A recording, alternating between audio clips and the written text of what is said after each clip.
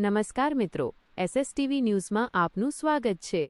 ડીસા તાલુકાના બાઈવાડા ગામે આવેલી સરકારી સસ્તા અનાજ પીડીએસની દુકાનના સંચાલકની મનસ્વી નીતિ અને દાદાગીરી સામે ગ્રામજનોમાં ભારે રોષ અને આક્રોશ વ્યાપી ગયો છે। કાર્ડધારકો દ્વારા સંચાલક સામે અનાજનો જથ્થો ઓછો આપવા તેમજ ગ્રાહકો સાથે અયોગ્ય અને અપમાનજનક વર્તન કરવાનો ગંભીર આક્ષેપ કરવામાં આવ્યો છે। મળતી માહિતી મુજબ બાઈવાડા ગામે સરકારી યોજના હેઠળ મળવાપત્ર અનાજ લેવા આવતા ગરીબ અને મધ્યમ વર્ગના કાર્ડધારકોને સંચાલક દ્વારા સતત હેરાન પરેશાન કરવામાં આવી રહ્યા છે। નિયમ મુજબ પૂરો જથ્થો આપવાને બદલે ઓછું અનાજ આપીને ગ્રાહકોને રવાના કરી દેવાતા હોવાની વ્યાપક રાવ ઉઠી છે। એટલું જ નહીં, જ્યારે કોઈ ગ્રાહક પોતાના હકનું પૂરું અનાજ માંગે કે વિરોધ કરે ત્યારે સંચાલક દ્વારા તેમની સાથે તોછડું અને અયોગ્ય વર્તન કરીને ધમકાવવામાં આવતા હોવાના આક્ષેપો પણ ગ્રામજનોએ કર્યા છે।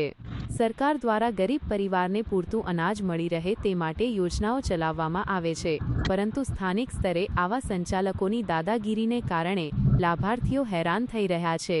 બાઈવાડાના ગ્રામજનોએ આ મામલે તંત્ર સામે ભારે રોષ વ્યક્ત કર્યો છે અને માંગ કરી છે કે પુરવઠા વિભાગ દ્વારા તાત્કાલિક ધોરણે તપાસ હાથ ધરીને આ સંચાલક સામે કડકમાં કડક પગલાં ભરવામાં આવે। અહેવાલ પ્રતાપ સોલંકી, બાઈવાડા।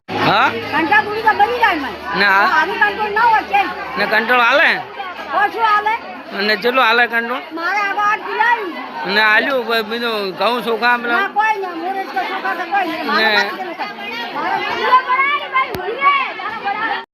અમારા ગામમાં કંટ્રોલ છે ને પેલા કોઈને 51 નામ હોય સાહેબ, ગામના અંદર કેટના અંદર 51 નામ હોય।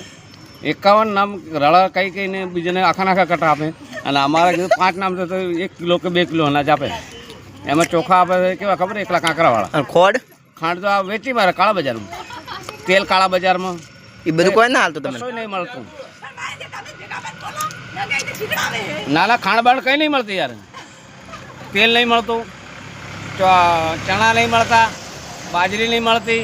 સરકાર ફ્રીમાં આપે છે ને આરે પૈસા લે છે મારા પાસે।